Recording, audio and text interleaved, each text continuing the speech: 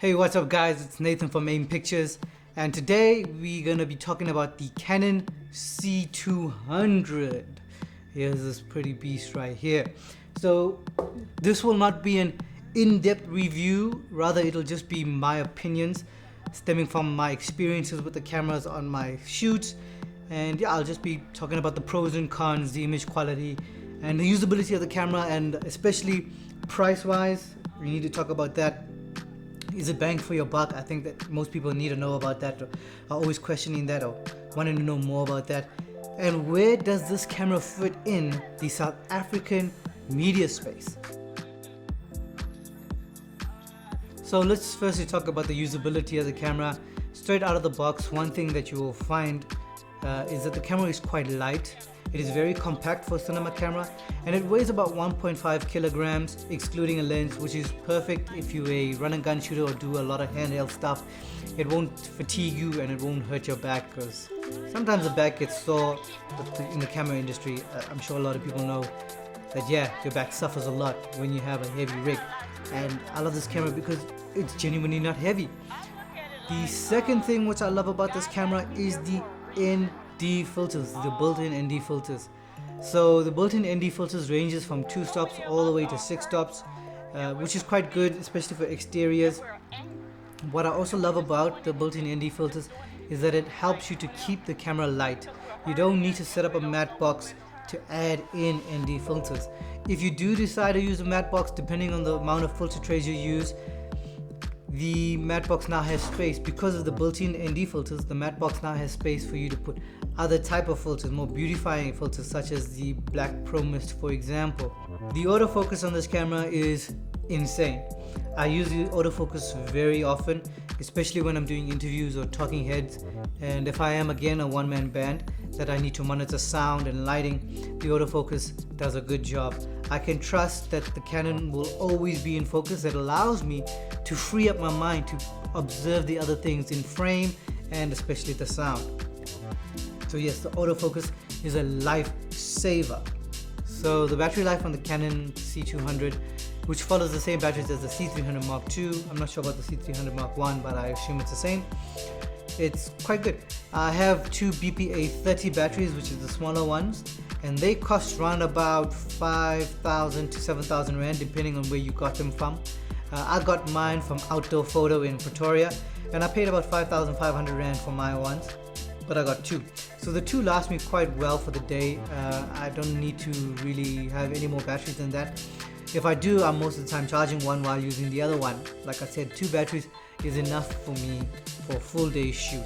What I love also about the Canon batteries is that it has an indicator on it. Yes, I know that on the monitor itself it will tell you how much battery time you have left, but I just enjoy, or I love the fact that I have the benefit of just pressing a button and then I have a battery indicator on it to let me know how much capacity I have left in the battery.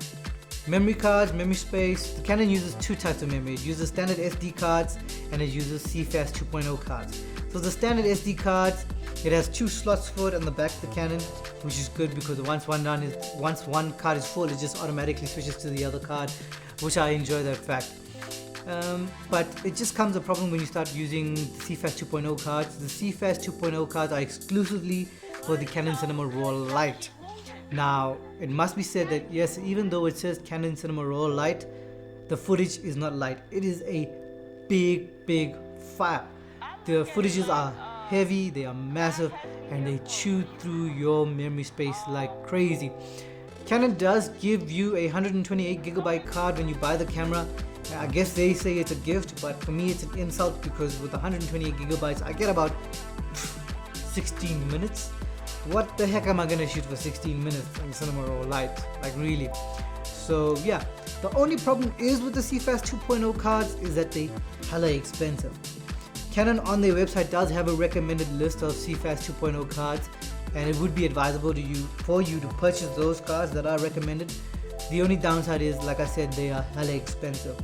The Angel Bird, which is most of the time referred to as the best CFast 2.0 cards for the Canon Cinema Raw Lite, they range, the 1TB ranges for about 14,000 Rand for one card. Now,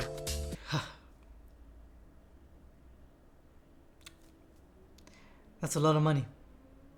I don't have that. I don't have that. So image quality, that's what it's all about, right? The image quality. So the Canon can shoot MP4. It has three formats. It has the Cinema Raw Light, MP4, and XAVC or H.264. I genuinely don't use the H.264. I mainly stick with the Cinema Raw Light and the MP4 format. So the MP4 format shoots 8-bit 420. This is the con for most people. Most people would say, oh, we need 10-bit, because, from the C300 Mark II being 10-bit. But for me, it's not a con, and I'll tell you why. I shoot a lot of stuff with PR and communication agencies that are looking to shoot content for social media. So knowing that a lot of their content is on social media such as Facebook, Instagram, and Twitter, which is going to be consumed on a cell phone, this is quite a small screen. Knowing that you're going to take my 4K image and you're going to downgrade it down to be viewed on this small screen, the 8-bit 420 doesn't bother me much. And again, it's also great because most of the time I'm just giving them the footage. They like to do their own editing, or they have their own in-house post-production. So the 8-bit 420 is a lot easier for them to deal with than the Canon Cinema Raw Light. Yes, it would have been great to have 10-bit, but for me it's not a deal breaker that there is no 10-bit. I'm hoping that Canon will have a firmware update later on in life, but again, I doubt it. But again, 8-bit is fine. If I know my audience, if you know your audience, you know your market, then you need to get the camera that's appropriate to that. And the 8-bit for social media devices, for social media platforms and small devices like this, it's fine. It's good for my needs, it's good for their needs, so I have no complaints. However, when we transition over to the Canon Cinema Raw Light mode, then yes, this Canon camera does become a cinema camera. It is a beast of a camera. It shoots 10-bit to 12-bit depending on your format. It shoots it in 24, 25, 30 and 60 frames per second at 12-bit RAW, which is brilliant. I love that. It has 15 stops of dynamic range. Now, where does that help me out? If you look at this footage here, which I shot the other day, I purposely overexposed it. Let's just say, for example, you as an editor get some footage from a cameraman who accidentally overexposed a shot. You can easily correct it. It won't be perfect, but if you just bring down the highlights in whether DaVinci or Premiere Pro, now you have a usable piece of footage. It's now saved. It's not perfect, but it is saved. And that's what I love about Cinema Raw Light. It opens up a world of possibilities in terms of color correction and grading. And yes, but again, it is such huge files. It is heavy on the CPU. So I would suggest that if you are planning on shooting on Cinema Raw Light or plan shooting a lot of stuff on Cinema Raw Light, I would suggest that you make sure that you have a PC that's capable of running such files. So the slow-mo on the camera is also usable. It's not perfect, it's usable. You could say good. I like to use the word usable. I don't know why, don't ask me why. It shoots 120 frames per second at 1920 by 1080. Again, if you just look at this piece of footage which I shot the other day, I like it. I can use it. I think my clients can also use it should they need it. But yeah, it's quite a good slow-mo.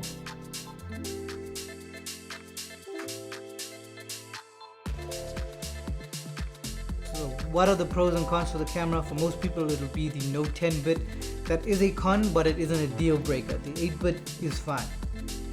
The Pro, definitely Cinema Raw Light, and form factor.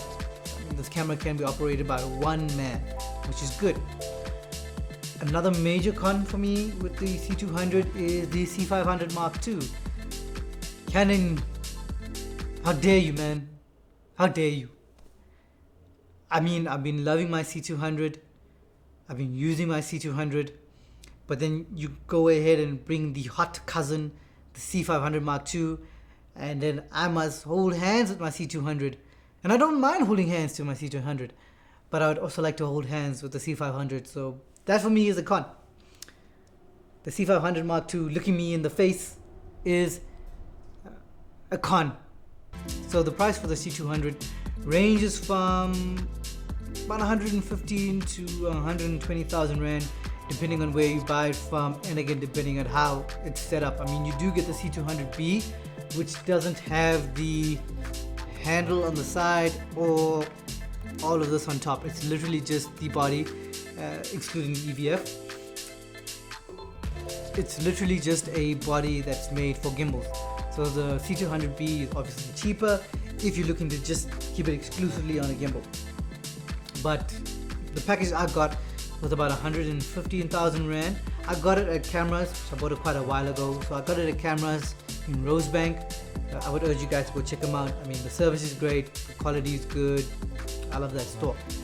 But yeah, that's how much you're looking to purchase such a camera.